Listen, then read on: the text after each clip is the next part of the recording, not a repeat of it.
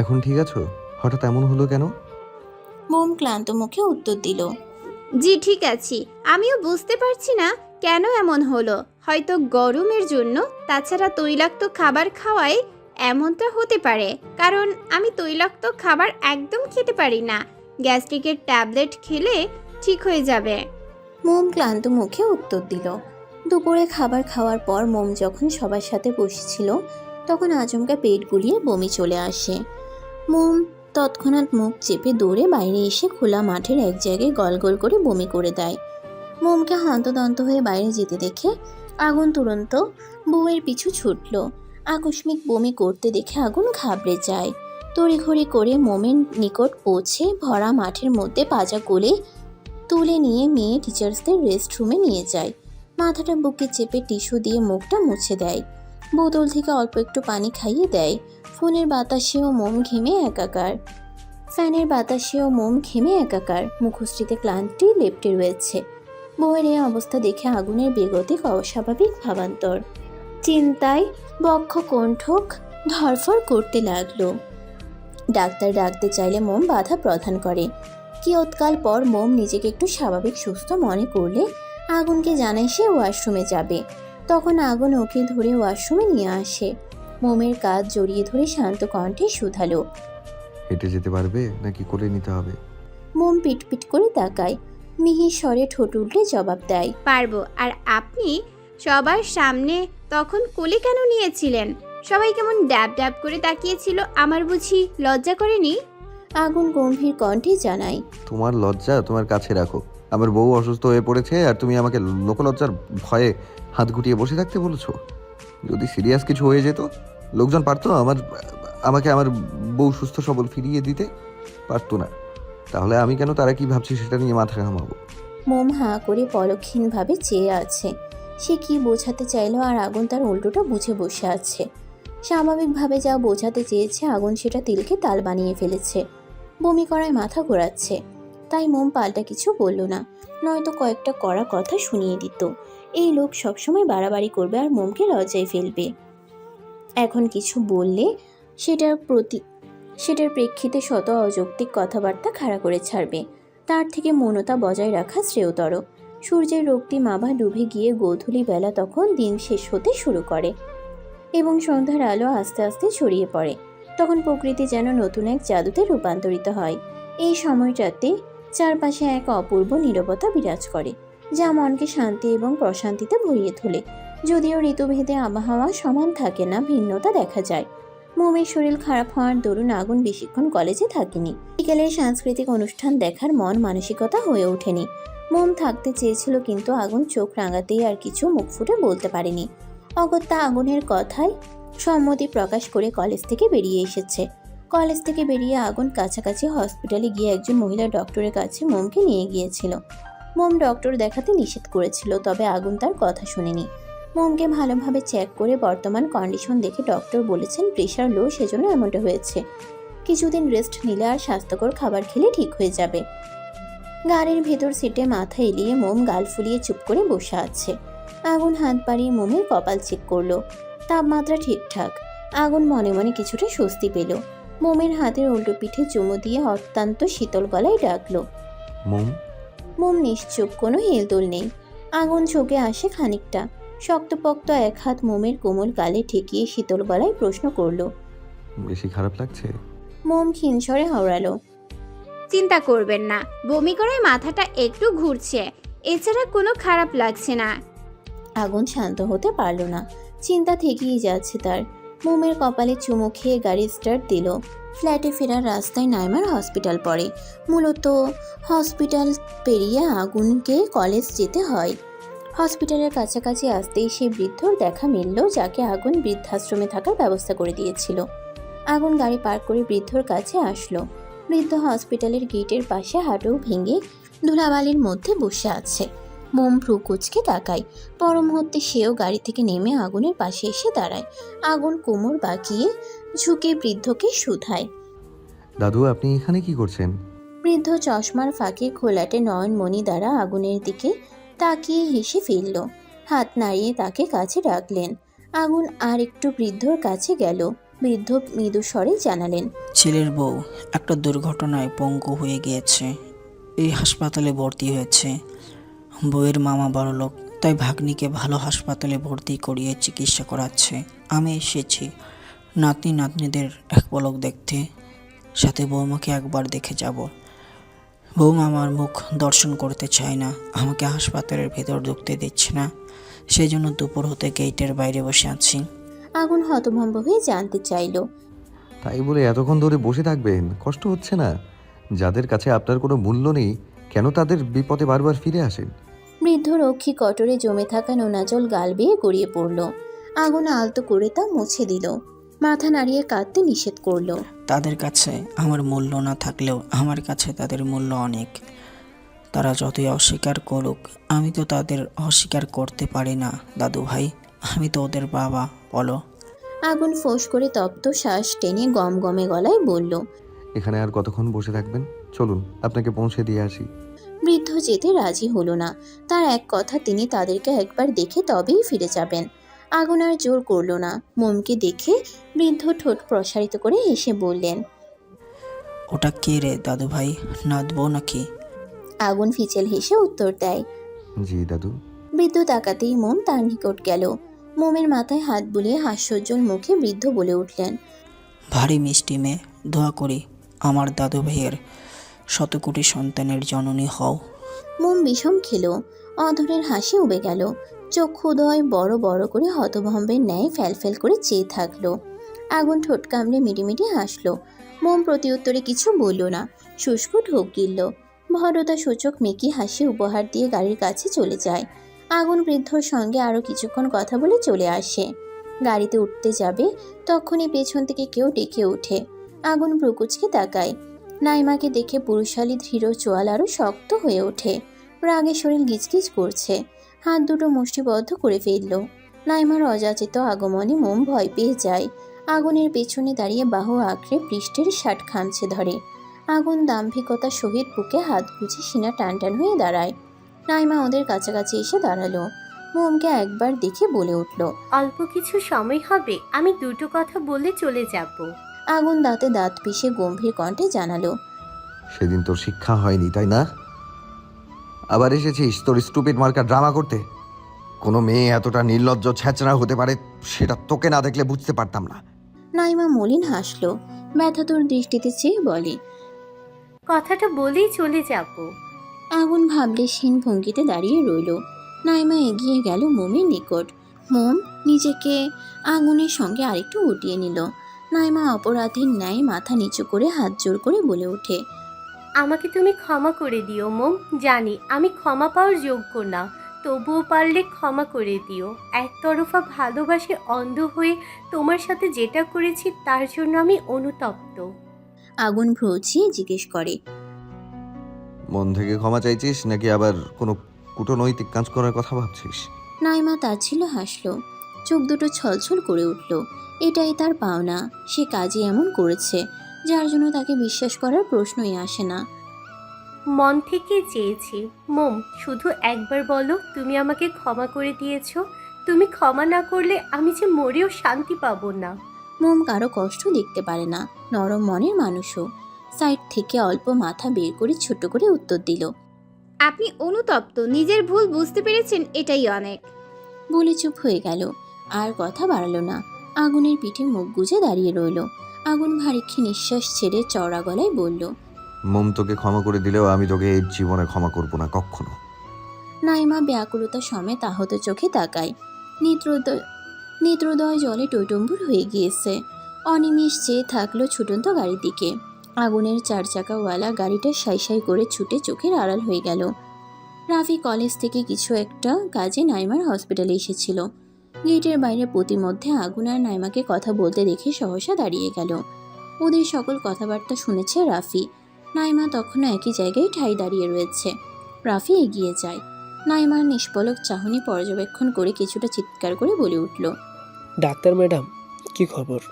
Neymar ধ্যান কাটল। নিজেকে সামলে চোরা চোখে রাফির দিকে দৃষ্টি তাক করলো। রাফি হাসি মুখে তার পানে চেয়ে আছে। নাইমা মলিন চোখে চেয়ে শান্ত কণ্ঠে জবাব দিল। আছি মোটামুটি। এখানে দাঁড়িয়ে আছেন যে? এমনি। দুজনের মধ্যে কিছুক্ষণ পিনপিনে নীরবতা বিরাজমান চলল। ভারিকি গলায় নাইমা বলল, থ্যাঙ্কস মিস্টার রাফি, কারণ?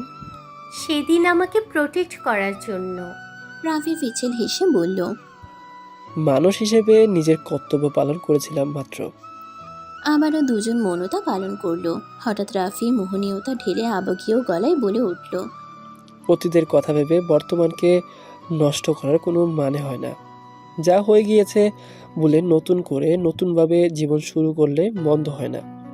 নিজের ভুলের জন্য অনুতপ্ত হয়ে স্বাভাবিক জীবনযাপন করা তো যেতেই পারে। আর সেই জীবনের তারপর রাফি জিভ ধারা ঠোঁট বিছিয়ে চোখ খিচে বন্ধ করে মৃদু স্বরে বলল, সেই জীবনের সঙ্গী হিসেবে আমাকে রাখলে কি খুব অন্যায় হবে? নাইমা শব্দ করে হেসে উঠল। মনে হচ্ছে রাফি কোনো জোকস বলেছে। হাসতে হাসতে তার চোখ হতে দুফোঁটা অশ্রু বিসর্জন হলো। হাসার মতো কিছু কি হয়েছে? নাইমা হাসা বন্ধ করল না, বরং চওড়া হলো। সময় নিয়ে নিজেকে ধাতস্থ করে হতাশ কণ্ঠে জানালো, সেটা সম্ভব নয়। আপনি ভীষণ ভালো মনের একজন ভালো মানুষ। আপনি আমার মতো কাউকে নয়, বরং একজন ভালো মেয়ে ডিজার্ভ করেন। ডাক্তারি কাজে কিছুদিনের মধ্যেই আমি ইন্ডিয়া চলে যাচ্ছি, হসপিটাল থেকে পাঠাচ্ছে। আর আমি অন্য দেশে চলে যাবার চেষ্টায় আছি। পাসপোর্ট রেডি, এখন ভিসা আসলেই চলে যাব। সেখানে সারা জীবন থাকতে পারবো নাকি জানি না, তবে একবার গেলে বাংলাদেশে ফেরার আর কোনো ইচ্ছা নেই। যদি কোনো কারণে বাংলাদেশে ফিরে আসিও, সেটা খানিক সময়ের জন্য। চেনা পরিচয় মুখ বিবর মানুষদের সঙ্গে দেখা হবে নাকি তাও জানি না, তবে আমি খুব করে চাইবো যেন দেখা না হয়। রাফি অসহায় মুখভঙ্গিতে চেয়ে কাতর গলায় আকুতি ভরা মনে বলে, আপনি যেমন সব জেনে শুনে আমি আপনাকে তেমনভাবেই মেনে নেব ডাক্তার ম্যাডাম। জীবনকে একটা সুযোগ কি দেওয়া যায় না? নাইমার অকপটে জবাব। না। রাফি বলার মতো কথা খুঁজে পেল না। ভারাক্রান্ত গলায় টলমলে চোখে মুচকি হেসে নাইমা পুনরায় বলল, আমি আপনার যোগ্য না মিস্টার রাফি। আমার সঙ্গে নিজের জীবন জড়িয়ে দিন শেষে আপনাকে খালি হাতে ফিরতে হবে, কেননা আমি এখন আগুনকে ভালোবাসি। ও আমাকে ভালো না বাসলেও মৃত্যুর আগ পর্যন্ত আমি তাকেই ভালোবেসে যাব। যদি সুযোগ পাই তাহলে মরণের পরও আমি ওকে ভালোবাসবো, ওকেই চাইবো। আপনি বলেছিলেন না জীবন কারোর জন্য থেমে থাকেন না, তাহলে সেটা আপনার জীবনে কেন প্রয়োগ করছেন না? প্রয়োগ করুন মিস্টার রাফি। আগুনের সাথে আমি যতটা সময় চলাফেরা করেছি, আড্ডা দিয়েছি, ঘোরাঘুরি করেছি, কথা বলেছি, তার 10 ভাগের 1 ভাগও আমার আপনার সঙ্গে কাটানো হয়নি, কথা হয়নি। একসাথে এতটা সময় পার করেছি, তাই আগুনের প্রতি আমার টান ছিল অনেক। সেই টান এখনো আছে আর সারা জীবন থাকবে। কিন্তু আমার প্রতি আপনার যেটা আছে সেটা খানিকক্ষণের মোহ। হয়তো আপনার ভালোবাসা সত্যি, তবে যেহেতু আমার আপনার যোগাযোগ সাময়িক সময়ের জন্য ছিল, তাই আপনি নিজেকে খুব সহজেই সামলে নিতে পারবেন। নতুন কাউকে জীবনে ঠাঁই দিয়ে নতুনভাবে জীবন শুরু করতে পারবেন। আমাকে ভুলে যাওয়া সহজ হবে। তাছাড়া আমার মতন আপনার ভালোবাসাটাও একতরফা ছিল। আমার আশায় বসে থাকবেন না প্লিজ। ভালো মেয়ে দেখে বিয়ে করে জীবন গুছিয়ে নিয়েন। আমার পক্ষে আগুনকে ভুলে যাওয়া সম্ভব না। আগুনের জায়গায় আমি অন্য কাউকে কল্পনাতেও ভাবতে পারি না। সেখানে কারোর সাথে জীবনে সুতা কিভাবে বাঁধবো? মন না চাইলে, মনে মিল না থাকলে ঘর বাঁধা যায় না। আমার কথায় কষ্ট পেলে সরি। আমাদের আবার দেখা হতেও পারে, আবার নাও হতে পারে। ভালো থাকবেন, আসছি।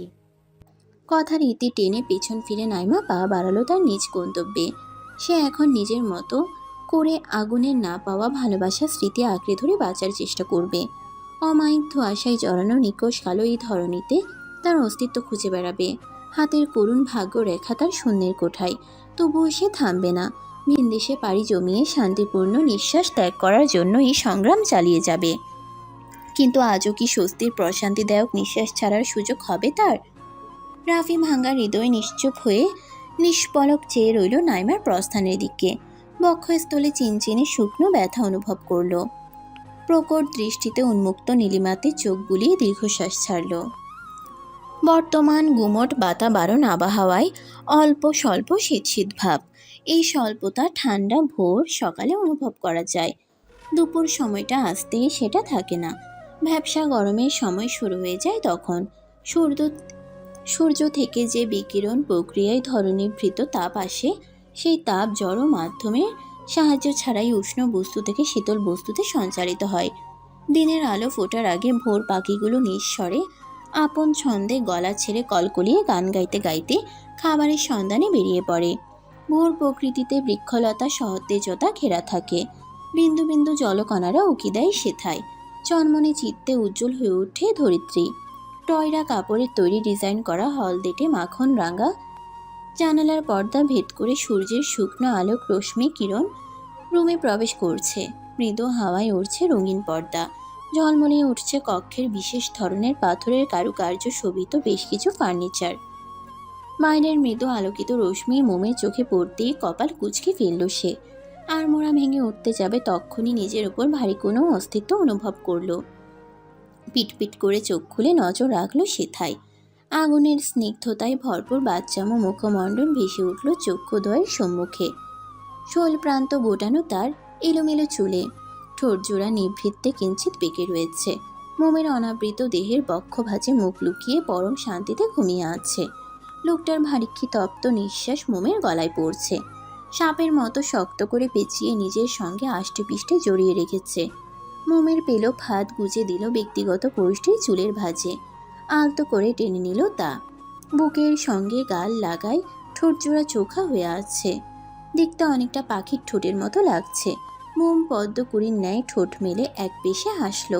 মিহি কণ্ঠে ডাকল, মাস্টারমশাই উঠুন, বেলা গড়ালো যে। আগুনের ঘুম ঘুম নিষ্প্রভ ক্ষীণ জবাব, কোমলমতি, ঘুম পাচ্ছে, ঘুমাতে দাও। আগুন মৃদু গুঙ্গিয়ে নড়ে চড়ে পুনরায় ঘুমানোর প্রস্তুতি নেই। মোমের হাসি পেল। হাতের আঙ্গুলি দ্বারা আগুনের কানের মধ্যে সুরসুরি দিল। লাভ হলো না। পিঠে গলায় দিল।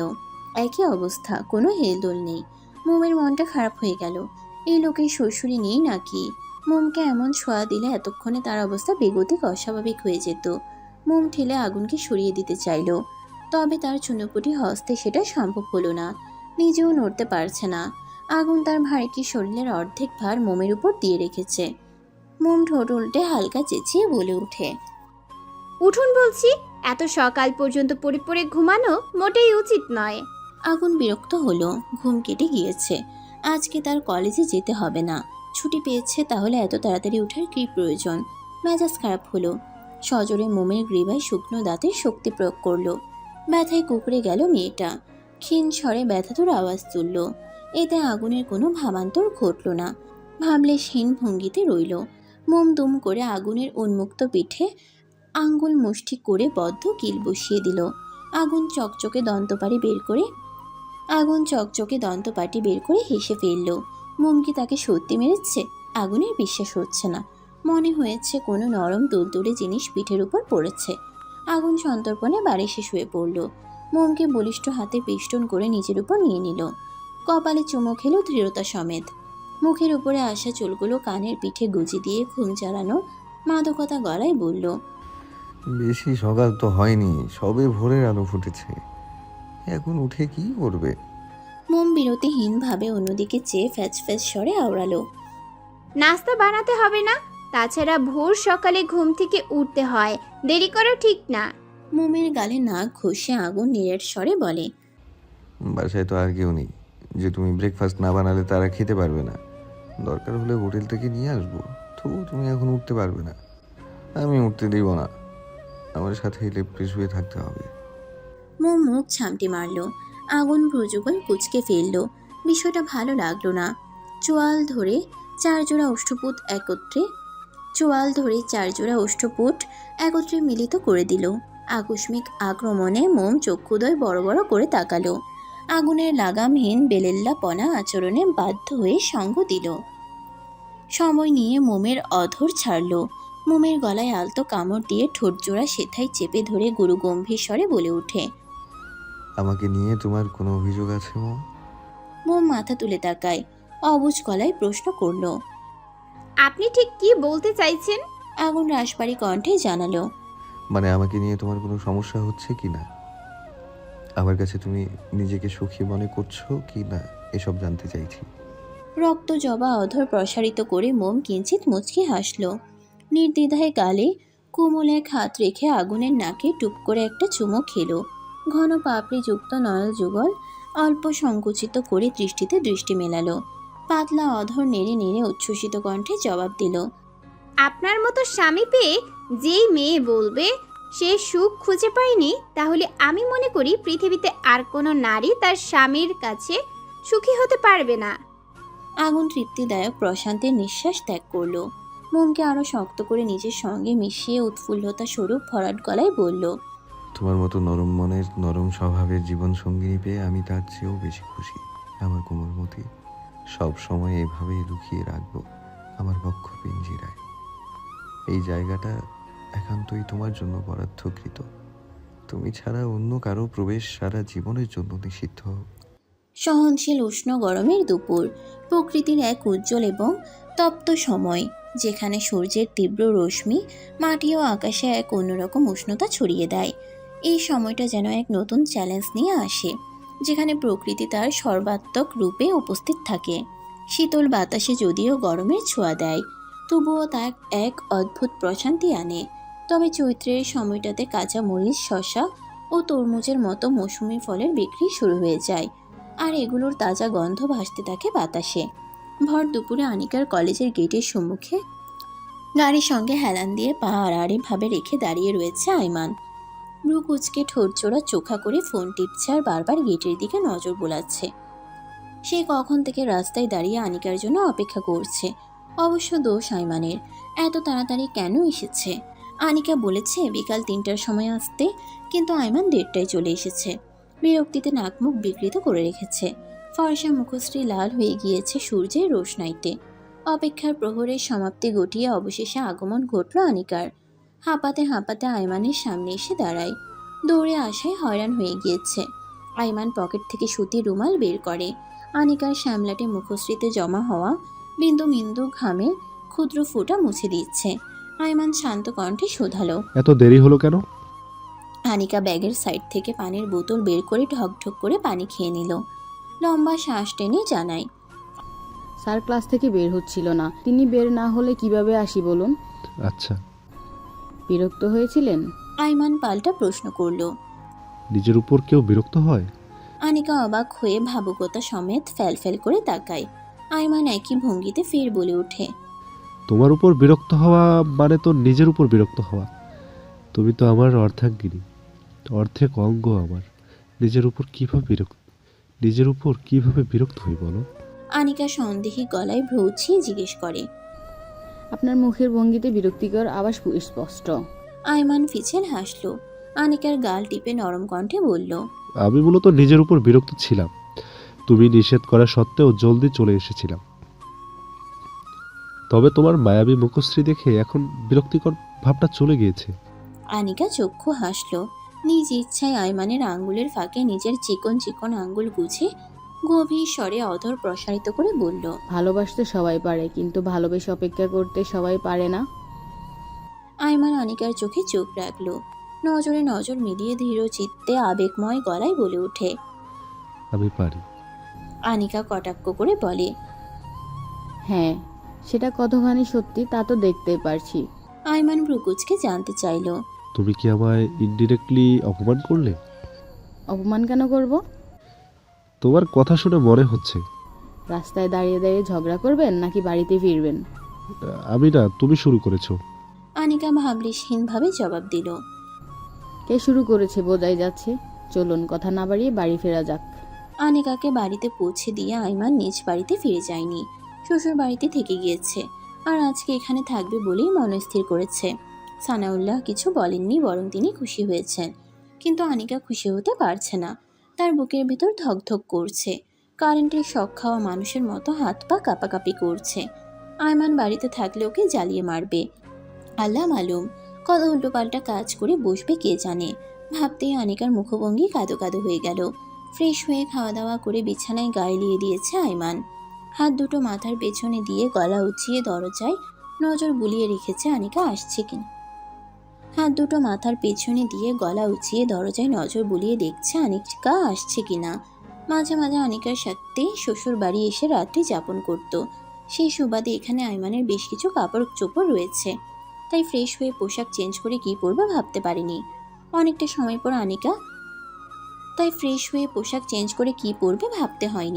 অনেকটা সময় পর আনিকা বেডরুমে পা রাখলো। দরজা আটকে বিছানায় আসতেই কপালে শুকনো ভাঁজ পড়ল। আইমান পাতলা কাঁথা দিয়ে আপাত মস্তক ঢেকে শুয়ে আছে। আনিকা পাত্তা দিল না। ভেঙচি কেটে ওয়াশরুমে গিয়ে হাত মুখ ধুয়ে আসলো। মাথা হতে ক্লিপ খুলে ফেললো। ঘন কালো কেশগুলো মুহূর্তেই পিঠ জুড়ে ছড়িয়ে পড়ল। বিছানায় এসে বসলো। ক্লান্ত লাগছে, রেস্ট নেওয়া প্রয়োজন। আইমানের পাশে শুবে কি শুবে না সেটাই ভাবছে। আকাশ কুসুম কল্পনা করে ঠোঁটে ঠোঁট চেপে আইমানের মুখ হতে কাঁথাটা একটু সরিয়ে সে ঘুমিয়ে পড়েছে কিনা চেক করলো।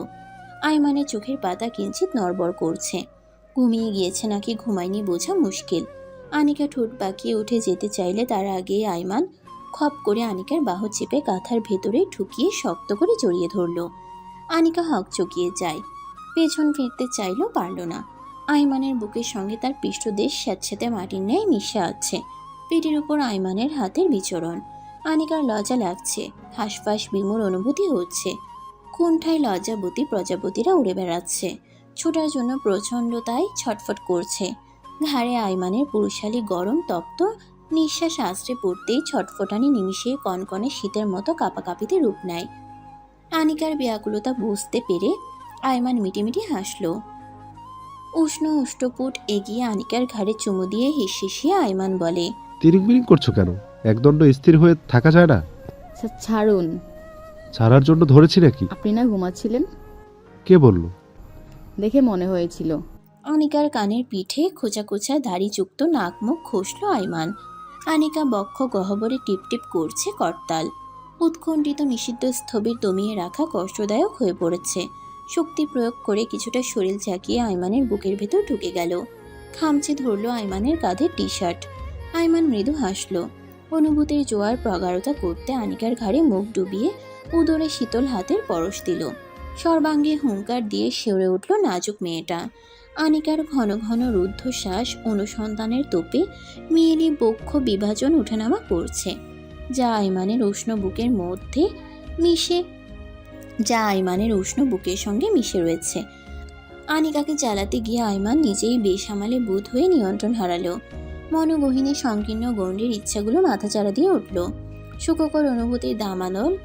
সুখকর অনুভূতির দাবানল মুহূর্তেই খেয়ে হারিয়ে বসলো। চোখ খিচে বন্ধ করে বুকের মধ্যে থরথর করে কেঁপে যাচ্ছে আনিকার পাতলা গরনের শরীর। এতে যেন আইমান আরো বেসামাল উৎপীড়নের ইচ্ছায় ডুবে গেল। চেয়েও নিজের উদ্দীপনা দমিয়ে রাখতে পারছে না। সময় নিল কিছুটা। শুনল তার নিজ হৃদয়ের কথা।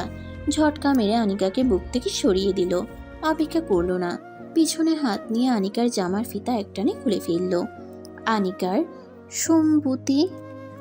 সম্ভূতি ফিরল। নিগুড় চাউনিতে চমকে উঠল নাজুক মেয়েটা। আইমানের মুখ বিবর গভীর দৃষ্টিতে পর্যবেক্ষণ করল। ছেলেটা কেমন উন্মাদের ন্যায় আচরণ করছে। সে কি করছে আজও তার খেয়াল আছে নাকি কে জানে। আনিকার কাঁধ থেকে জামার হাতে নামিয়ে সেথায় উষ্ণ ঠোঁট চেপে ধরে আইমান। আনিকা চুল খামচে ধরে আইমানের কানের নিকট মুখ নিয়ে কাঁপা কাঁপা গলায় বলে উঠল, নিজেকে সংযত করুন, এসব ঠিক না। অস্পষ্ট শব্দগুলো আইমানের কর্ণগোচর হলো বটে। পৃষ্ঠদেশে ঠোঁট ছোঁয়াতে ছোঁয়াতে নেশাক্ত কণ্ঠে আবেগময় অনুরাগে আবদার ছুড়ল, সবকিছু ঠিক। আমরা স্বামী স্ত্রী। আনিকা প্লিজ বাধা দিও না। আমার এখন তোমাকে চাই, আটকিও না আমায়। নিদারুণ ভঙ্গুর আকুলতা বাক্যে আনিকা পাল্টা কিছু বলতে পারল না। শ্বাসনালী যেন কোনো অদৃশ্য বাঁধনে বেষ্টনী দ্বারা আবদ্ধ হয়ে রয়েছে। আইমানের ছোঁয়ায় তার মেয়েলি তনুমন শরীরের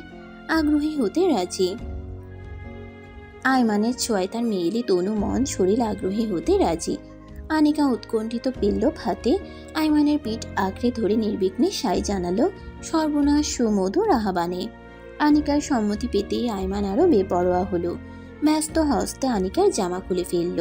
তিত্তির করে কেঁপে ওঠা আনিকার ওষ্ঠদ্বয় নিজের ওষ্ঠের ভাঁজে নিয়ে নিল।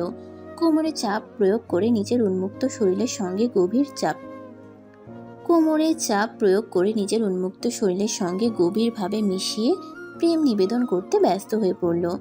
আইমানের মাতাল করা প্রতিটি চুম্বনে খেয়ে হারিয়ে বসলো আনিকা। তারা একে অপরের হৃদয়ের সীমানা অতিক্রম করতে লাগলো।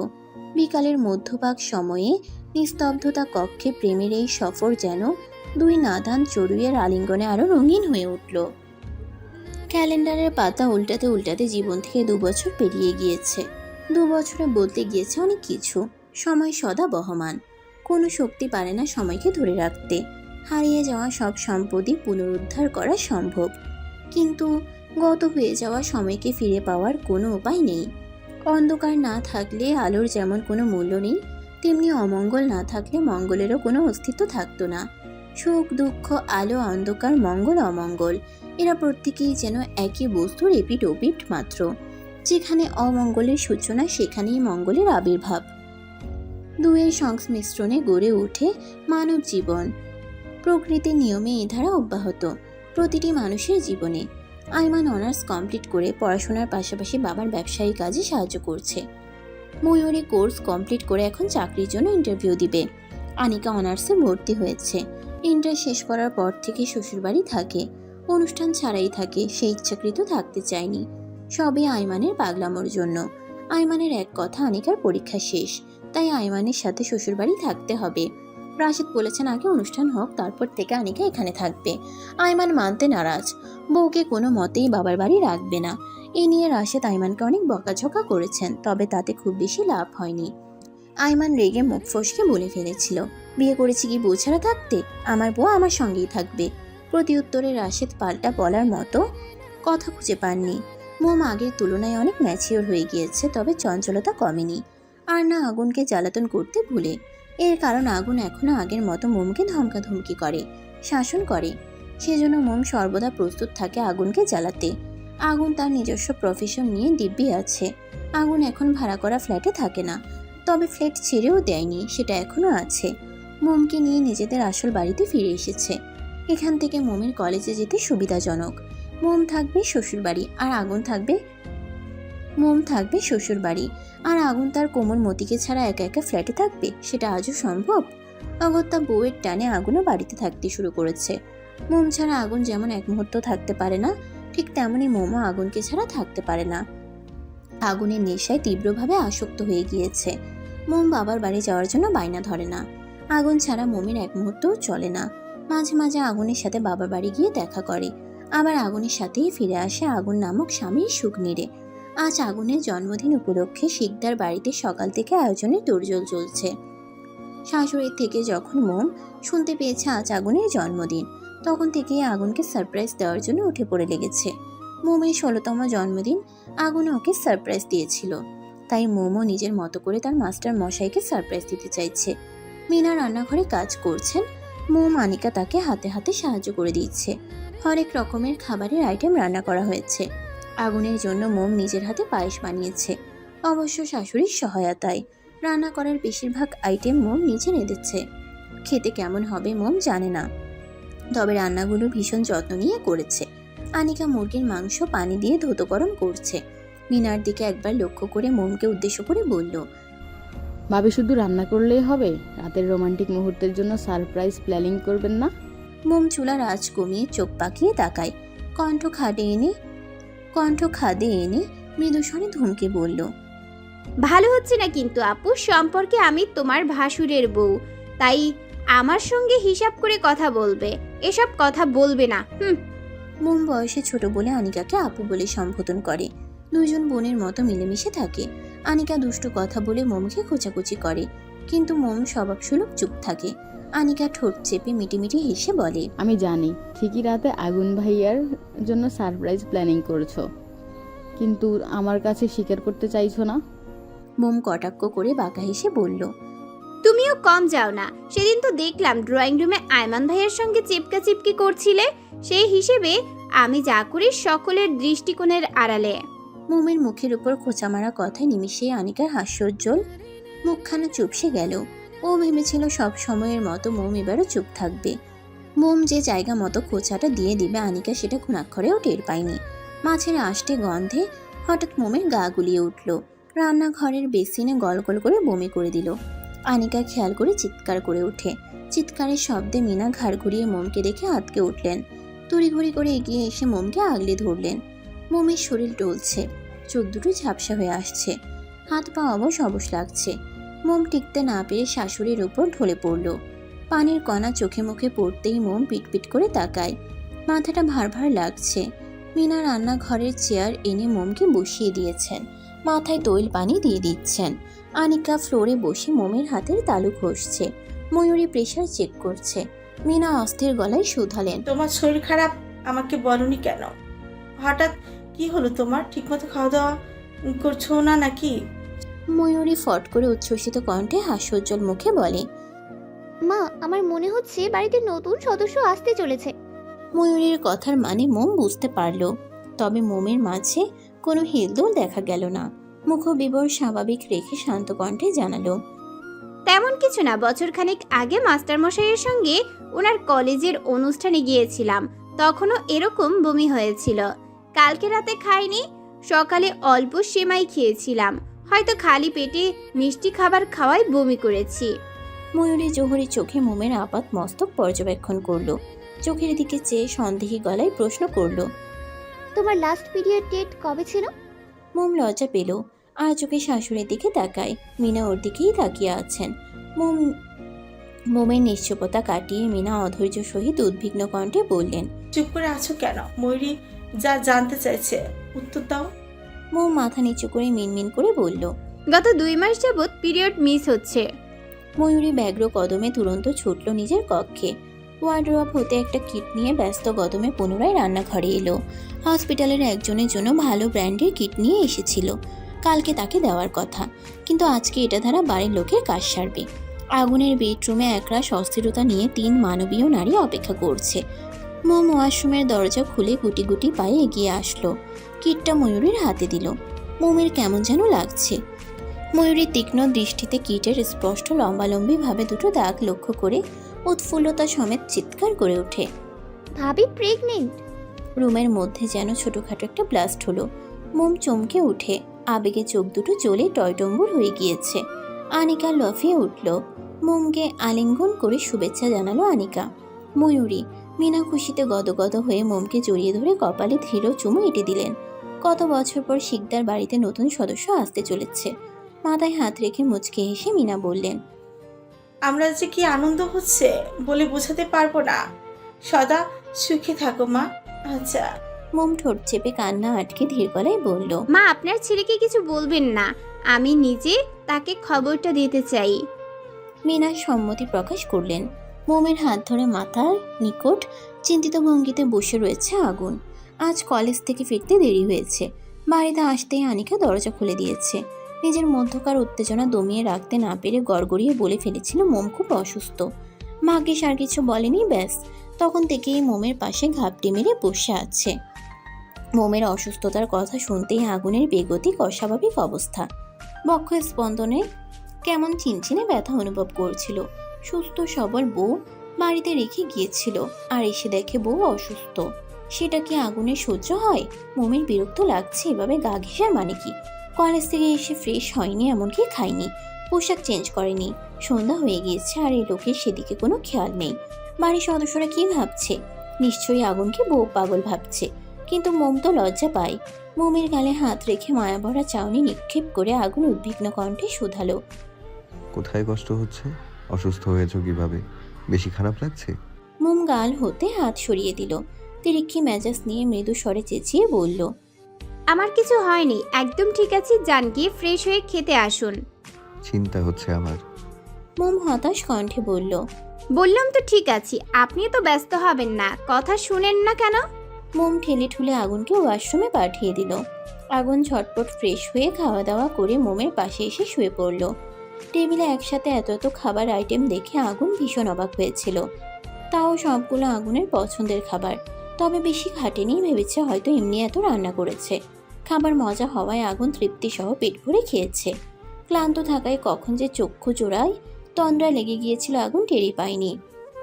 যখন তন্দ্রা ছুটেছে তখন রাতের দ্বিতীয় প্রহর শুরু। হাতড়িয়ে মোমকে খোঁজার ব্যর্থ চেষ্টা চালালো। মোমের নাগাল না পেয়ে উঠে বসলো। পুরো বাড়ি জুড়ে অন্ধকার, শুধু ড্রয়িং রুমের ঝাড়বাতি জ্বলছে। সেটার শুকনো আলোক শিখা রুমে প্রবেশ করছে। দরজা খোলা। মোবাইল ফোনটা হাতে নিয়ে দেখলো রাত 12টা বেজে গিয়েছে। আগুন রুমের লাইট অন করে ফ্রেশ হয়ে আসলো। ড্রেসিং টেবিলের সম্মুখে দাঁড়িয়ে তোয়ালে দিয়ে মুখমণ্ডলের পানি মুছছে। তখনই দেখতে পেল ড্রেসিং টেবিলের দর্পণে ছোট্ট একটা কাগজের টুকরো আটকানো। কাগজে কিছু লেখা রয়েছে। আগুন ললাটে প্রগাঢ় ভাঁজ ফেলে কাগজের টুকরো অংশটা হাতে তুলে নিল। কাগজের গোটা গোটা অক্ষরে লেখা বাক্যদ্বয় ভ্রুকুচকে রুক্ষস্বরে বিড়বিড়িয়ে আওড়ালো। বিছানার একপাশে একটা প্যাকেট রাখা আছে। প্যাকেটে যা রয়েছে পরে ড্রয়িং রুমে চলে আসুন, আপনার অপেক্ষায় থাকবো। আগুনের বুঝতে বাকি নেই এটা তার কোমলমতির হাতের লেখা। এখন প্রশ্ন হলো, এত রাতে উধাও কেন হয়েছে মেয়েটা? আগুন ফোঁস করে তপ্ত শ্বাস টেনে এত না ভেবে প্যাকেট খুলে দেখল। দারুণ পায়জামা পাঞ্জাবি সেট, দেখতে ভীষণ সুন্দর। আগুন চটজলদি রেডি হয়ে ধীর কদমে বেরিয়ে আসলো। ও আসা মাত্র ঝাড়বাতি নিভে গেল। এর পরিবর্তে জ্বলে উঠল কতগুলো বার্থডে ল্যাম্পের আলোতে আপন মানুষদের মুখগুলো স্পষ্ট দেখতে পেল। ড্রয়িং রুমের নজর বুলিয়ে বার্থডে সাজসজ্জা দেখে আগুন অবাকের চরম সীমানায় পৌঁছে গেল। মুহূর্তে পুরো বাড়ি পুনরায় কৃত্রিম আলোয় ভরে উঠল। রাশেদ নিজ ইচ্ছায় প্রথমবারের মতো বড় ছেলেকে বুকে জড়িয়ে নিষ্প্রভ গলায় বলে উঠলেন। আগুন ভাষা হারিয়ে ফেলেছে। কী প্রতিক্রিয়া দেখাবে সেটাই ভুলে গিয়েছে। একের পর এক ঝটকা সহ্য করতে পারছে না। মমির প্রেগনেন্ট হওয়ার খবর রাশেদ মিনার থেকে শুনেছেন। আগুনকে চুপ থাকতে দেখে তৃপ্তিময় হেসে রাশেদ মিহি কণ্ঠে ফের বললেন। সকলে মিলে আগুনকে বার্থডে উইশ করলো। মাথায় হাত রেখে মিনা প্রাণপণে ছেলের জন্য দোয়া করলেন। আগুন ঘাড় ঘুরিয়ে তাকায়। প্লাস্টিকের ছুরি হাতে জমকালো শাড়ি পরিহিত মোমকে কেকের সামনে দাঁড়িয়ে থাকতে দেখে আগুনের চক্ষু চড়ক গাছ। এই সাজে মোমকে কোনো অপ্সরার থেকে কম লাগছে না। ল্যাম্পের হলদেটে আলোয় মোমের স্নিগ্ধ মুখ বিবর আগুনের বুকে ঝড় তুলে দিচ্ছে। এই ঝড় কেবল মোম থামাতে পারে। আজ তো মোমকে ভালোবাসার জাতা কোলে আগুন পিষে মেরে ফেলবে। আগুন এগিয়ে যায়। বাড়ির লোকদের তোয়াক্কা না করে মোমের হাতে হাত রেখে কেক কাটে। সবাই একত্রে হাততালি দিয়ে আবারও শুভেচ্ছা জানালো। আইমান স্নো স্প্রে করে তুষারের ন্যায় কৃত্রিম সাদা সাদা বরফ খণ্ড ঘটালো। আনিকা ময়ূরী লাভ শেপড বেলুন ঠাস ঠোস শব্দ করে ফাটালো। আইমান বাচ্চাদের মতো প্যাপু বাঁশি বাজাচ্ছে। বাবা মা বোন ভাই ভাইয়ের বউ সবাইকে কেক খাইয়ে দিল, কিন্তু মোমকে কেক খাওয়ালো না, আর না নিজে খেলো। আগুনের এমন ব্যবহারে মোমের মুখটা ছোট হয়ে গেল। ইতোমধ্যে চোখ দুটো জলে ভরে উঠেছে। বাকিরা আগুনকে কেক খাওয়ালে আগুন মুখে নিলেও গিলেনি, আড়ালে ফেলে দিয়েছে। অনেক রাত হয়ে গিয়েছে। মিনা রাশেদ নিজেদের রুমে চলে গিয়েছেন। ঘুমে ময়ূরীর চোখ ঢুলুঢুলু অবস্থা। আনিকাকে বলেও ঘুমাতে চলে যায়। আনিকা আস্থা দিয়ে বলেছে ও সব কিছু গুছিয়ে রাখবে, চিন্তা করতে হবে না। আইমান আনিকাকে জোর জবরদস্তি করে টেনে ছাদে নিয়ে গেল। ড্রয়িং রুম এখন সম্পূর্ণ ফাঁকা, শুধু আগুন মোম রয়ে গিয়েছে। মোম গাল ফুলিয়ে একরাশ বিষণ্ণতা নিয়ে চুপচাপ ঠাই দাঁড়িয়ে রয়েছে।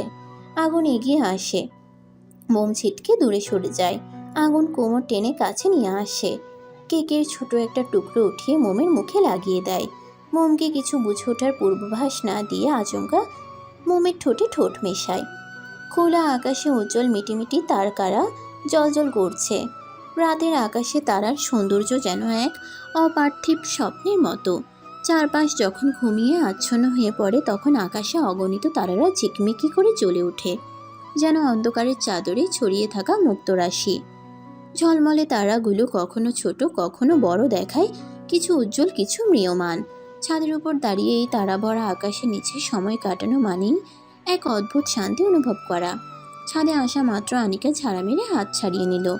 রেগে কটমট করে আইমানের পানে তাকায়। দাঁতে দাঁত চেপে কঠিন দৃষ্টি নিক্ষেপ করে চেয়ে আছে। রাগে শরীর কনকনে শীতের মতো ঠকঠক করে কাঁপছে। আগুনের সামনে থেকে টেনে আনাই রাগ করেনি। আজকে রাগের কারণ আনিকা যখন আইমানকে কেক খাইয়ে দিতে চেয়েছিল তখন আইমান খায়নি। ভাব নিয়ে আনিকাকে ইগনোর করেছে। অমনি রেগে বোম হয়ে রয়েছে। আনিকা গট গট কদম ফেলে চলে যেতে চাইল। আইমান বাধা প্রদান করলো। ছাদের দরজা বন্ধ করে ফটাফট আনিকার সামনে এসে দাঁড়ায়। আইমান হাত ধরতেই আনিকা তেজি গলায় বলল, ছাড়ুন। আইমানের অটল জবাব, ছাড়ার জন্য ধরেছি নাকি? আনিকা মুখ ঝামটি মেরে চোখ মুখ অন্ধকার করে রেখেছে। ছাদের এক সাইডে দোলনা রাখা আছে। আইমান সরু চোখে চেয়ে আনিকার কোমর পেঁচিয়ে দোলনায় বসে পড়ল। আনিকা বর্তমানে আইমানের কোলে অবস্থান করছে। আনিকা ছাড়া পাওয়ার জন্য ছটফট করছে। অভিমানের পাহাড় জমেছে মনোগহীনে। নেত্রোদয়ে লেপ্টে রয়েছে বিষাদের ছাপ। হঠাৎ গলায় গালে ঠান্ডা কিছুর পরশ পেতে আনিকা লোমহর্ষকভাবে চকিতে আইমানের দিকে দৃষ্টিতাক করল। আইমান কেকের ক্রিম তার গায়ে লাগিয়ে দিয়েছে। আচমকা আনিকার গলদেশে মুখ ডুবিয়ে আইমান লিক করতে লাগলো। আকস্মিক আক্রমণে আনিকা হকচকিয়ে যায়। চোখ খিচে বন্ধ করে পেল হাতে আইমানের চুল খামচে ধরল। তার নিঃশ্বাসের গতি জোরালো। গলা হতে মুখ উঠিয়ে আইমান এবার আনিকার গাল স্পর্শ করলো। ঠোঁটের সাহায্যে আনিকার গালের ক্রিম গলা ধক্করণ করে ফেলল। সবটুকু ক্রিম সাবার করে ক্ষান্ত হলো। তৃপ্তির ঢেকুর তুলে বাঁকা হেসে দুষ্ট কণ্ঠে আইমান বলল, এখন মনে হয়েছে কেক খেয়েছি? এতক্ষণ স্বাদটা কেমন পাংশুটে মনে হয়েছিল। আনিকা আইঢাই করে উঠে ভেঙচি কেটে মুখ ঘুরিয়ে নিল। আইমান হাসল। অধর এগিয়ে আনিকার গালে চুমু খেলো।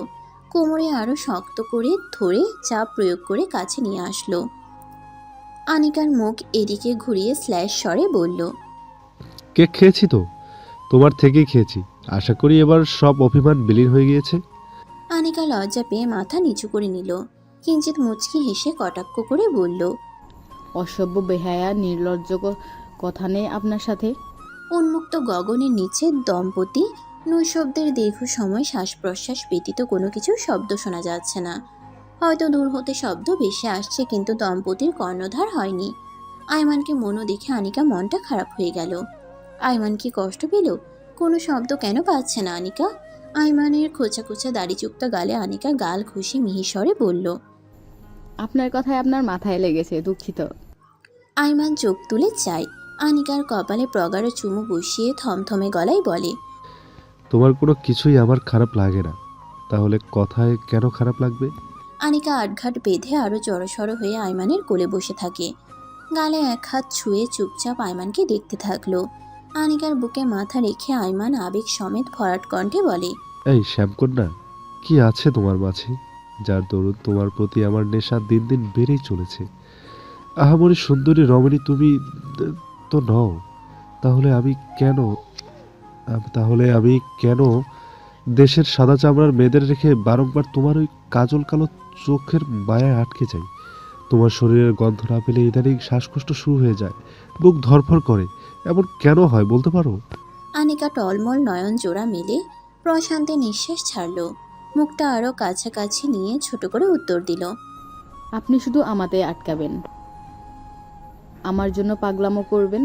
আপনার সব সুখকর পাগলামো সহ্য করার ক্ষমতা রাখি আমি, বুঝেছেন?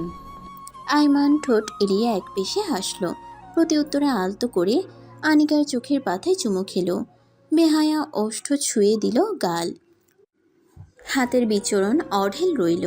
আঙ্গুলের উষ্ণতা যেন বিদ্যুতের মতো ছড়িয়ে পড়ে আনিকার শরীরে।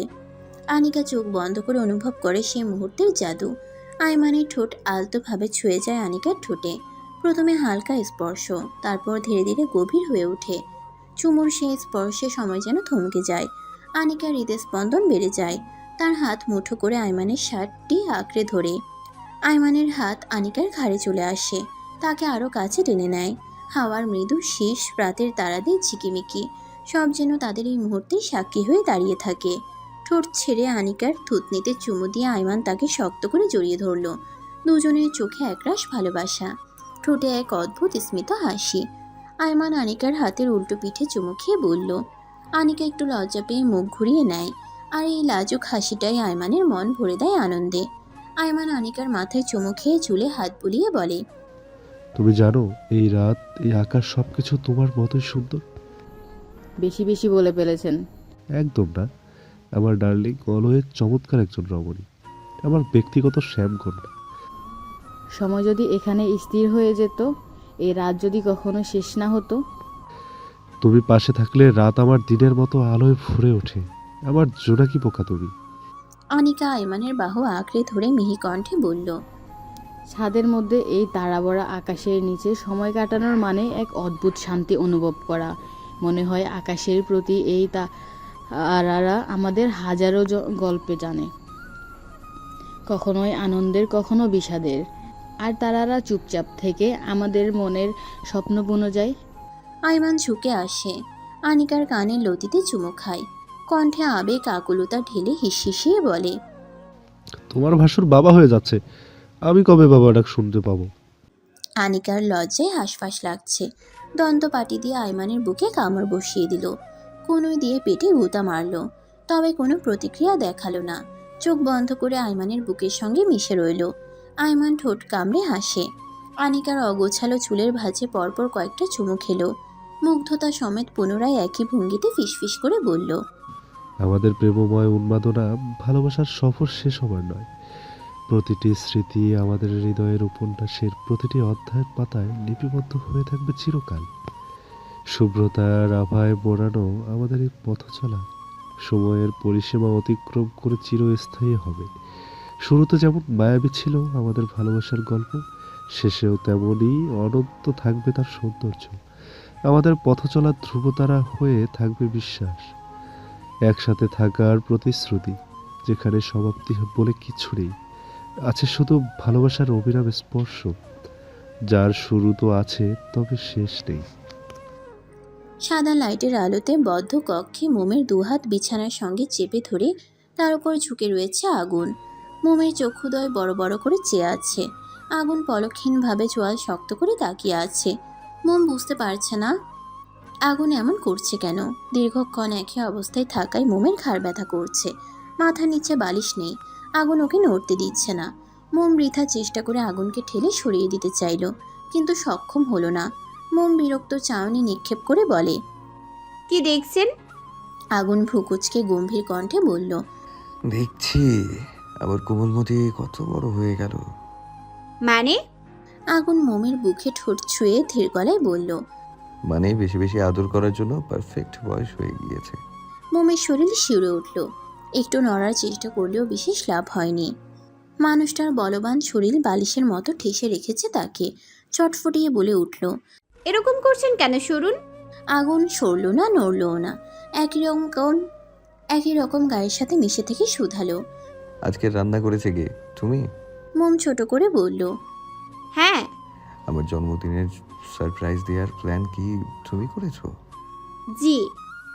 আগুন তীক্ষ্ণ দৃষ্টিতে চেয়ে ভ্রু উঁচিয়ে জিজ্ঞেস করলো, এই সুন্দর সাজ কি আমার জন্য সেজেছো? মোম ঠোঁট উল্টে তেরা কণ্ঠে খোঁচা মেরে বলল, না, আমার আরও 10-12টা জামাই রয়েছে, তাদের জন্য। আগুন তুরন্ত মোমের গলায় মুখ ডুবিয়ে ছোট ছোট কামড় দেওয়ার পাশাপাশি চুমু দিতে শুরু করলো। মোমের নিঃশ্বাস আটকে আসার উপক্রম। কিছুটা শক্তি খাটিয়ে আগুনকে সরিয়ে কোনো রকমে উঠে বসলো। জোরে জোরে শ্বাস টানছে। আগুন পুনরায় কাছে টেনে নিল। গালে ঠোঁট বুলিয়ে দুপাশ হতে দুই বাহু চেপে ধরল। চোয়াল শক্ত করে ধমকে বলল, সাহস বেড়ে গিয়েছে?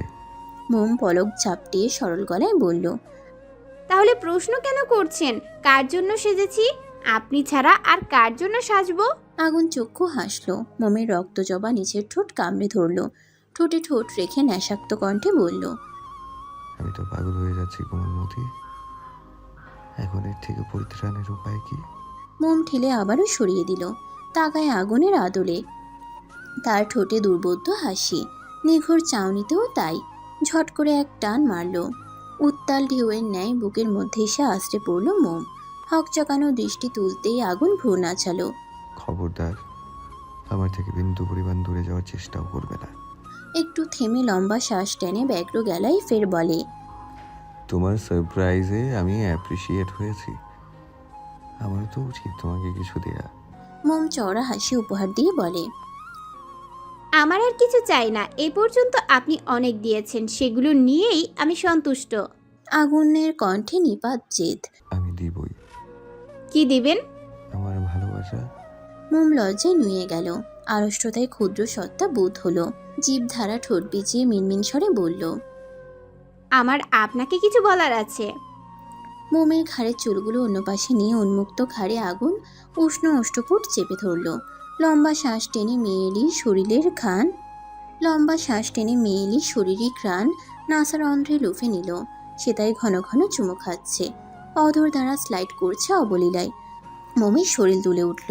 হাঁসফাঁসেন বিমূর অবস্থা। মোমের কানের পিঠে চুমু খেয়ে আগুন শীতল গলায় শুধায়, বলো। মোম শুষ্ক ঢোক গিলল। কথাটা বলার জন্য নিজেকে প্রস্তুত করে। হাঁ করে বলার পূর্বেই নিজেকে শূন্যে আবিষ্কার করলো। মোম হকচকিয়ে যায়। উৎকণ্ঠিত নিষ্প্রভ দৃষ্টিতে ড্যাব ড্যাব করে তাকিয়ে থাকলো। আগুন তাকে কোলে তুলে ব্যালকনির দিকে পা বাড়ালো। যেতে যেতে বলল, আজ চন্দ্রবিলাস করব। ব্যালকনিতে এসে মোমকে নিয়ে আগুন কাউচে বসে পড়ল। আগুনের হাত মোমের পেটে বিচরণ করছে। মোমের কাঁধে থুতনি ঠেকিয়ে নিরেট স্বরে বলল, তখন কি বলতে চাইছিলে এবার বলো। মোম সময় নিল, নিজেকে ধাতস্থ করলো। চোখ মুখ খিচে সুমধুর বাক্যে আওড়ালো, আপনি বাবা হতে চলেছেন মাস্টারমশাই। মোমের কথা আগুনের কর্ণগোচর হলো বটে, কিন্তু মস্তিষ্ক ক্যাচ করতে সক্ষম হলো না। ভাবুকতা গলায় প্রশ্ন করলো। বুঝলাম না। আগুনের হাত টেনে মোম নিজের পেটে রাখলো। ছলছল চোখে চেয়ে ভঙ্গুর গলায় জানালো, আপনার আর আমার ভালোবাসার অস্তিত্ব রয়েছে এখানে। আগুন থমকে গেল। বক্ষস্থল প্রচণ্ড গতিতে ধরাস ধরাস করছে। হতবিহব লক্ষ্মী পটে ফ্যালফ্যাল করে চেয়ে রইল। তীব্র উত্তেজনায় শরীর কাঁপছে। মূর্তির মতো চুপচাপ ঠাই বসে কথা বলতে চাইছে, কিন্তু পারছে না। কণ্ঠনালী ভেদ করে কথা বের হচ্ছে না। বিড়ানতায় অবিশ্বাসের ছাপ স্পষ্ট। অনুভূতির অচেনা এই তাণ্ডব লীলায় গোটা শরীর থেমে গিয়েছে। আচ্ছা পৃথিবী কি আগুনের অন্তঃস্থিতর ন্যায় থমকে আছে? ঘড়ির কাঁটা চলছে না, নাকি ওর শ্বাস আটকে পড়েছে বুকে? এই জ্ঞান হারিয়ে ফেলার মতো অস্থির ভাবটা কিসের তবে? আগুনের বিস্ময়ে কিং কর্তব্য বিমূর মুখমণ্ডলে মোম নিগুড় দৃষ্টিতে তাকায়। আগুনের ভাবভঙ্গি বোধগম্য হচ্ছে না। আগুনের মন মস্তিষ্কে কি চলছে বোঝা বড় দায়। মোমের উৎকণ্ঠায় ভয় ছেকে বসেছে। কতবার আগুনের থেকে বাচ্চা চেয়েছে, কিন্তু আগুন বারংবার ফিরিয়ে দিয়েছে। কান্নাকাটি রেশারেশি চেঁচামেচি করেও লাভ হয়নি। আগুনের নিজের জেদে অটল থেকে বলেছে 21 বছর বয়স না হওয়া পর্যন্ত যেন বাচ্চার কথা মাথাতেও না আনে। এখন মোমের 18 বছর চলমান। সেজন্য কি মানুষটা মেনে নিতে পারছে না? রেগে গিয়েছে কি লোকটা? কোনো প্রশ্নেরই কোনো সুরাহা সে পাচ্ছে না। ড্যাব ড্যাব নজর দুটো শুধু একভাবে আগুনকে দেখছে। মোমের পৃথিবী দুলে উঠল। এসব চিন্তা করে পৃষ্ঠদেশে স্মৃতির স্রোত বয়ে গেল। বুকের মাঝে অস্থিরতার শেষ নেই। ভয়ে হাত পায়ে নামলো কম্পন। থেমে থেমে ক্ষুদ্র শরীরটা কেঁপে কেঁপে উঠছে। মোমের নিঃশ্বাস আটকে আসছে। ঘন ঘন শ্বাস টানছে। সেই মুহূর্তে মোম অনুভব করলো কেউ তাকে নিজের বাহুডোরে বেষ্টনী করে রেখেছে। আগুন তাকে প্রচণ্ড শক্তি খাটিয়ে আষ্টে পিষ্টে জড়িয়ে ধরেছে। আগুনের শরীর মৃদু কাঁপছে। মোম টের পেল ঘাড়ে ফোঁটা ফোঁটা পানি কণা টপ টপ করে পড়ছে। আগুন কি কাঁদছে? মোম নিজের থেকে আগুনকে ছাড়িয়ে নিল। আগুনের চোখে অশ্রু দেখে নিজেও কেঁদে দিল। আগুনের দু চোখ ছাপানো অদ্ভুত কোনো মুগ্ধতায়। আগুন মোমের ঠোঁটে আঙ্গুল ছুঁয়ে কাঁদতে নিষেধ করলো। মোম হেঁচকি তুলে কাপা গলায় অভিযোগ জানায়, আপনার মৌনতা আমাকে কষ্ট দিচ্ছিল, জানেন কি? আগুন প্রতিউত্তর করল না। খসখসে অঞ্জলি পুটে মোমের কোমল স্নিগ্ধতায় ভরপুর মুখশ্রী তুলে নিয়ে উদ্ভ্রান্তের মতো চুমুতে চুমুতে ভরিয়ে তুলল। আগুন পাগলের মতো একবার মোমকে বুকে জড়িয়ে ধরছে, তো একবার পুরো মুখমণ্ডল জুড়ে অসংখ্য চুমু খাচ্ছে। আগুনের আদর খেয়ে মোম ধীরে ধীরে শান্ত হলো। কিয়ৎকাল পর সময় নিয়ে দুজনে স্বাভাবিক হলো। আগুন ঝুঁকে মোমের পেটে দৃঢ় চুম্বন করে সেথায় মাথা রাখলো। প্রফুল্ল সতে সেজে চনমনে কণ্ঠে বলল, ভালোবাসি কোমলমতি, ভালোবাসি আমাদের অস্তিত্বকে, অনেক বেশি ভালোবাসি আমার বাবুর আম্মুকে। মোম চমকে উঠল। কিয়ৎ পরিমাণ থম মেরে বসে রইল। পর মুহূর্তে আগুনের মুখে এই প্রথম ভালোবাসি শব্দ শুনে হাউমাউ করে কেঁদে উঠল। এই ছোট্ট জীবনে মোমের অপূর্ণ কিছুই নেই। সব কিছু কানায় কানায় ভরে গিয়েছে। এতদিন যা শুনতে চেয়েছিল আগুন আজ সেটাও শুনিয়ে দিল। মোমের আর কিছুই চাওয়ার নেই। মোমের কান্নায় আগুন হকচকিয়ে যায়। মোমকে আদরের সহিত প্রশস্ত বুকে জড়িয়ে নিল। মোম চোখের জল সমেত ফ্যাসফ্যাসে গলায় জিজ্ঞেস করল, আপনি খুশি হয়েছেন? আগুনের চোখে পানি চিকচিক করছে। মোমের নাকে চুমু খেলো। নাকে নাক ঘষে উচ্ছ্বসিত গলায় বলল, কেন খুশি হব না? তোমার পাতলা গরনের চুনোপুটি মার্কা শরীরের কথা চিন্তা করে আমি এত তাড়াতাড়ি বাচ্চা নিতে চাইনি। তার মানে এই নয় যে আমার বাচ্চা আসছে শুনে অখুশি হব কিংবা অসন্তুষ্ট হব। আজকের জন্মদিন উপলক্ষে বেস্ট গিফট এটা ছিল আমার কোমলমতি। মোম অশ্রুসিক্ত নয়নজোড়া আগুনের আদলে নিবদ্ধ করে অনুরোধ সমেত আর্জি জানালো, আরেকবার বলবেন? আগুন ভ্রু উছিয়ে বলল, কি? ভালোবাসি কথাটা। আগুন মুচকি হাসলো।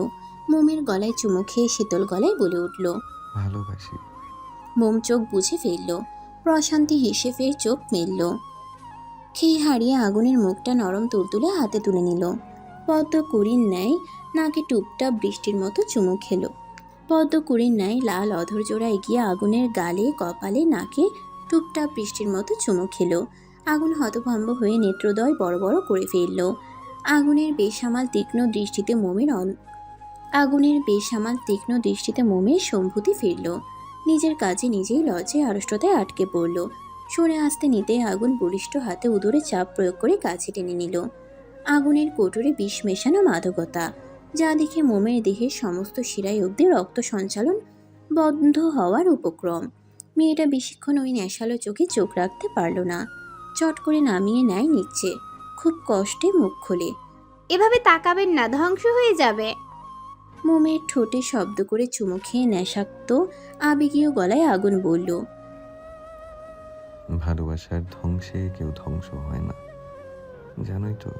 তোমার থেকে দূরত্ব সহ্য হয় না, তবুও সরে যেতে চাইছো। মোম পেলব দু হাতে আগুনের গলা জড়িয়ে ধরে ব্যগ্র গলায় বলে। আপনার থেকে দূরে যাওয়ার সাধ্যি আমার আছে। আপনাকে ছাড়া তো নিজেকে কল্পনাই করতে পারি না। আজ আকাশে গোলাকার সুন্দর চাঁদ উঠেছে। প্রকৃতিতে মৃদুমন্দ বাতাস বইছে। চাঁদের কিরণ উকি দিচ্ছে প্রেমে বুঁদ হওয়া দুই কপতির ব্যালকনিতে। আগুনের নিকট আকাশের বুকে থাকা চাঁদের থেকে আগুনের বুকের চাঁদটা বেশি সুন্দর আর দামি মনে হচ্ছে। আগুন অশ্বপুট এগিয়ে মোমের ললাটে এক মৃদু চুমু খায়। মোম চোখ বন্ধ করে অনুভব করে সেই স্পর্শের উষ্ণতা। আগুনের ছোঁয়ায় মোম শিহরিত হয়। দুজনের মধ্যে যেন কোনো শব্দ নেই, শুধু অনুভূতির এক গভীর স্পন্দন। নীরব রাত, চারপাশে নিস্তব্ধতা। দুজনেই একে অপরের খুব কাছে। আগুন মোমের চোখের দিকে গভীরভাবে তাকায়। তার দৃষ্টি এতটাই তীব্র যে মোম লজ্জায় চোখ নামিয়ে নেয়। আগুনের বুকে মাথা রেখে মোম মিহিস্বরে বলল। আপনার আমার ভালোবাসার প্রণয় 1000 বছরেও শেষ না হোক। মোমের কপালে কপাল ঠেকিয়ে ভারীকে নিঃশ্বাস ছাড়ল আগুন। কণ্ঠে মাদকতা মিশিয়ে হাসকি স্বরে বিড়বিড়িয়ে আওড়ালো। আকাশ জুড়ে চাঁদের আলো সোনালি রং ছড়ায়। তোমাকে যতবার দেখি ততবার আমার মন হারায়। শুভ্র রঙা ভালোবাসা ছুঁয়ে যায় প্রাণের গান। তুমি ছাড়া এই জীবন যে শূন্যতার সমান। চাঁদের আলোয় তোমার ছায়া স্বপ্ন এনে দেয় সুর। তোমায় পেয়ে মনে হয় এই জীবন সুন্দর, ভীষণ মধুর। রং তুলি দিয়ে ফুটে ওঠে কত শত প্রেম গাথা। আবারও বাতাবরণে পরিস্ফুটিত হবে আমাদের শুভ্র রাঙা ভালোবাসা।